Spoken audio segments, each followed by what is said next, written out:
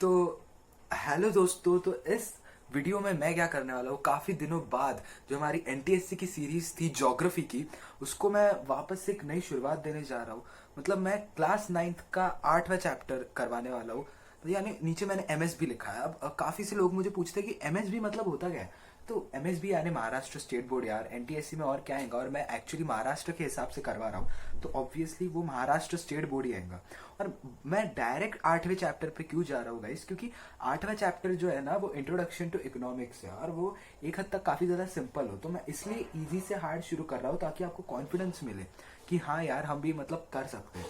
तो गाइस इसलिए फिर मैं 8वां चैप्टर शुरू कर रहा हूँ। तो आई होप सो आपको वो अच्छा लगे। और फिर चलिए फिर शुरू करते हैं। तो गाइज अगर अभी आगे बढ़ा जाए चैप्टर को शुरुआत करते हुए, तो हमें ये तो पता है कि अगर हमको कोई भी घर बार चलाने के लिए, चाहे वो हम अकेले के लिए कर रहे हो या फिर फैमिली के लिए कर रहे हो, तो इनकम की तो जरूरत पड़ती है, और काफी और भी इकोनॉमिक फैक्टर्स होते हैं। तो यही जो सब कुछ था ना, इसी की वजह से एक्चुअली इकोनॉमिक्स इसका बर्थ हुआ। तो इसी की वजह से इकोनॉमिक्स बना हुआ है। और ये चूंकि इंट्रोडक्शन ही है, तो ये चैप्टर बहुत ज़्यादा इजी है, जो आपको बहुत ज़्यादा आसान होगा। तो बस इतना ही दिया हुआ है कि मतलब स्टार्टिंग में कि खुद के घर बार चलाने के लिए, चाहे वो अकेले के लिए हो या फैमिली के लिए हो, हमें इनकम की ज़रूरत पड़ती है। और बाकी के इकोनॉमिक फैक्टर्स यानी एक्सपेंडिचर वगैरह वो मैं और आपको आगे बताऊंगा चैप्टर में। तो गाइस चैप्टर में आगे बढ़ते हुए अगर हम देखें, तो इकोनॉमिक्स ये ग्रीक वर्ड से डिराइव हुआ है। ये जो हमारा नया वर्ड है इकोनॉमिक्स, ये ग्रीक वर्ड से डिराइव हुआ है, जिसे हम कहते थे इकोनोमिया, जिसका मतलब होता था फैमिली मैनेजमेंट। क्योंकि फैमिली मैनेजमेंट और इकोनॉमिक्स में ना काफी ज्यादा सिमिलैरिटीज है। और वो कौन सी वो चैप्टर में हमें दिखेगा, या फिर वो वैसे भी मतलब देखिए, इकोनॉमिक्स में इनकम रहता है, फैमिली में भी घर बार चलाने के लिए इनकम लगता ही है, तो ऐसी और भी काफी सारी सिमिलैरिटीज है। उसके बाद अगर हम आगे बढ़े, तो इकोनॉमिक्स से हमें काफी कुछ सीखने को मिलता है। जैसे how to use time, time को कैसे इफेक्टिवली यूज करें, मनी को कैसे करें, लेबर यानी जो भी हम काम करवाते हैं किसी से, लैंड हमारी जमीन। और इन शॉर्ट अगर इसको सबको मतलब शॉर्ट में कंक्लूसिवली देखें, तो हाउ टू सेटिस्फाई नीड्स। तो ये सब कुछ बेसिक चीज है कि हम इकोनॉमिक्स को कैसे देखते हैं, हमें क्या क्या सीखने को मिलता है। उसके बाद एक स्टेटमेंट दिया हुआ है कि लायनल रॉबिन्स के हिसाब से इकोनॉमिक्स क्या होता था। तो गाइस जैसे आपको कहा था कि according to Lionel Robbins, what was economics? So economics is a science which studies human behavior as a relationship between ends and scars means which have alternative uses. अब देखिए दोस्तों, ये जो स्टेटमेंट दिया हुआ है ना इन्होंने, आपको बस ये स्टेटमेंट एक बार आपके आंखों के सामने से भी गया ना तो भी काफी है, क्योंकि इसको आपको डिटेल में करने की जरूरत नहीं है यार। एनटीएससी है ये कोई डिस्क्रिप्टिव पेपर नहीं है कि जिसमें ये क्वेश्चन आ सकता है। तो ये बस बेसिक के लिए आप समझ लीजिए कि ऐसा भी था, कि ये स्टेटमेंट ऐसा दिया गया था। तो इसका अगर मीनिंग हम डिटेल में ना देखें तो ठीक रहेगा। तो हम अब आगे बढ़ते हैं कि कौन से टाइप की इकोनॉमी होती है, और इसमें इंडिया की कौन सी इकोनॉमी ये भी देखेंगे हम। तो गाइज इकोनॉमिक यानी इकोनॉमी ये 3 टाइप्स की होती है। एक होती है कैपिटलिस्टिक, सोशलिस्टिक और मिक्स्ड। अब इसमें क्या क्या होता है वो हम देख। तो गाइज कैपिटलिस्टिक इकोनॉमी में क्या होता है कि ओनरशिप और मैनेजमेंट ये किसका, मीन्स ऑफ प्रोडक्शन। और मीन्स ऑफ प्रोडक्शन यानी साधन, मतलब वो प्रोडक्शन कैसे होगा कोई भी चीज का, तो वो प्राइवेट इंडिविजुअल्स के हाथ में रहता है। वो अकेले अकेले यानी जिन लोगों के पास पावर है उनके हाथों में रहता है। और इनका जो मेन एम रहता है ना, वो प्रॉफिट कमाना होता है, यानी ज्यादा से ज्यादा प्रॉफिट हो। अब इसके एग्जाम्पल्स हैं जर्मनी, जापान और यूएसए। अब नेक्स्ट देखते हैं सोशलिस्टिक इकोनॉमी। तो इसमें क्या होता है, वही ओनरशिप और मैनेजमेंट ये दोनों सोसाइटी के हाथ में रहता है, ये किसी प्राइवेट इंडिविजुअल के हाथ में नहीं रहता। और सोसाइटी के हाथ में रहना क्या हो गया कि गवर्नमेंट कंट्रोल होता है। और इसमें उनका मेन एम रहता है कि उनको सोशल वेलफेयर अचीव हो। क्योंकि सोसाइटी अगर ओनरशिप और मैनेजमेंट कंट्रोल कर रही है मीन्स ऑफ प्रोडक्शन के लिए, तो ऑब्वियसली सोशल वेलफेयर ही होगा ना। अब इसके एग्जाम्पल्स क्या है, इसके एग्जाम्पल्स है चाइना और रशिया। अब नेक्स्ट देखते हैं मिक्स्ड इकोनॉमी। अब मिक्स्ड इकोनॉमी में क्या रहता है, जैसे कैपिटलिस्टिक में क्या होता है कि ओनरशिप और मैनेजमेंट मीन्स ऑफ प्रोडक्शन का प्राइवेट इंडिविजुअल संभालते हैं।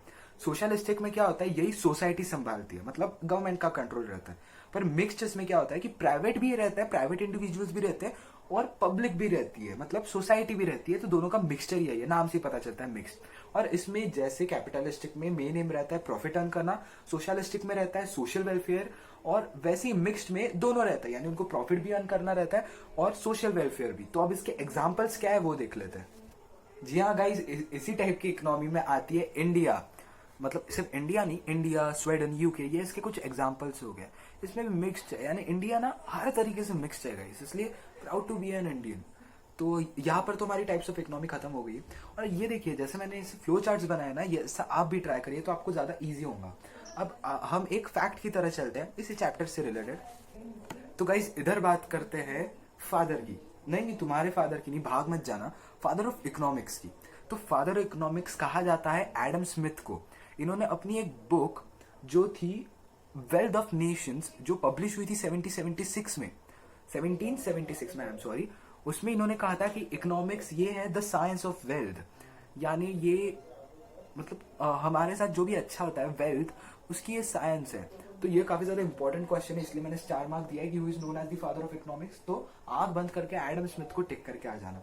तो अब चलते हैं आखिरी और इस चैप्टर का लगभग लास्ट ही टॉपिक है, समझ लीजिए, ग्लोबलाइजेशन ऑफ द इकोनॉमी। तो गाइस, ग्लोबलाइजेशन ऑफ इकोनॉमी की तरफ बढ़ने से पहले एक छोटा सा कुछ एक आपको बता दूं कि इकोनॉमिक्स के बारे में क्या क्या। तो यार ये इंपॉर्टेंट सोशल सब्जेक्ट है, फिर ये काफी ज्यादा यूज किया जाता है हमारे मतलब काफी सारी फील्ड्स में, जैसे एग्रीकल्चर हो गया, ट्रेड, फाइनेंस, और भी यानी एडमिनिस्ट्रेशन, लॉ, हमारे डेली लाइफ में।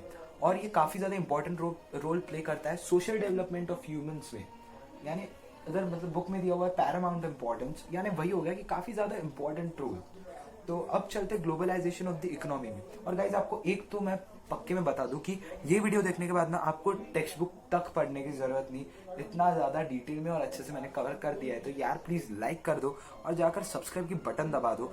फिर बढ़ते हैं ग्लोबलाइजेशन ऑफ द इकोनॉमी की तरफ। गाइज अब हमने इकोनॉमी का तो काफी ज्यादा पढ़ लिया, I am sorry for that, I am extremely sorry. पर ये ग्लोबलाइजेशन मतलब होता क्या है, इसका मतलब है building a world economy guys. और पहले तो ग्लोबलाइजेशन आया क्यों, ये कुछ रीसेंट इकोनॉमिक पॉलिसीज है जिसकी वजह से हमें ग्लोबलाइजेशन तक जाना पड़ रहा है। और ग्लोबलाइजेशन यानी मैंने आपको बताया कि बिल्डिंग अ वर्ल्ड इकोनॉमी। अब आपके सवाल में दिमाग आया होगा कि वर्ल्ड, सॉरी, आपके आपके सवाल में दिमाग तो कैसे आ सकता है भाई, आपके दिमाग में सवाल आया होगा कि वर्ल्ड इकोनॉमी होता क्या है।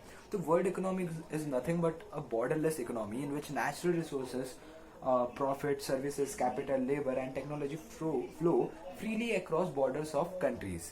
यानी क्या होता है कि जो भी मतलब इकोनॉमी इस कदर तक पहुंच जाती है कि हम मतलब उसमें नेचुरल रिसोर्सेज होते हैं, प्रॉफिट, सर्विसेज होते हैं, उसके बाद कैपिटल और लेबर, टेक्नोलॉजी, ये बिना मतलब ऐसे देखे बिना कि यार मतलब इंडिया की इकोनॉमी है कि नहीं, उसको इंडिया तक ही सीमित रहने दो, ये एक वर्ल्ड लेवल पे होता है।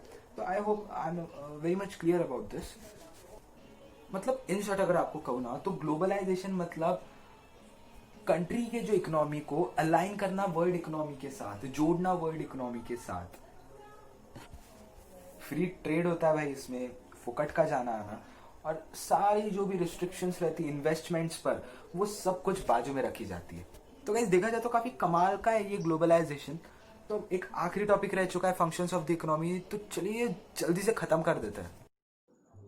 तो अगर अभी हम चैप्टर के आखिरी पार्ट की तरफ चले तो हम देखेंगे फंक्शंस ऑफ इकोनॉमी। तो यार हर एक कंट्री की ना डिफरेंट इकोनॉमी होती है, और अगर हम कैसे भी देख ले तो जो मेन फंक्शंस रहते हैं वो इकोनॉमी के, वो कौन सी भी कंट्री को वो तो सेम ही रहेंगे ना।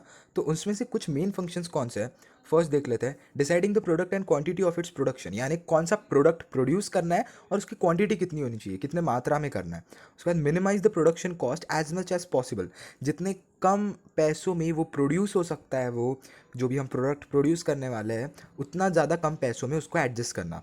Distribution of national income according to social and economic justice, जो भी नेशनल इनकम है, जो भी नेशनल जो कुछ भी खर्चा वगैरह है, उसको एकदम इक्वली डिस्ट्रीब्यूशन करना, मतलब ताकि हर एक को सोशल और इकोनॉमिक जस्टिस मिले।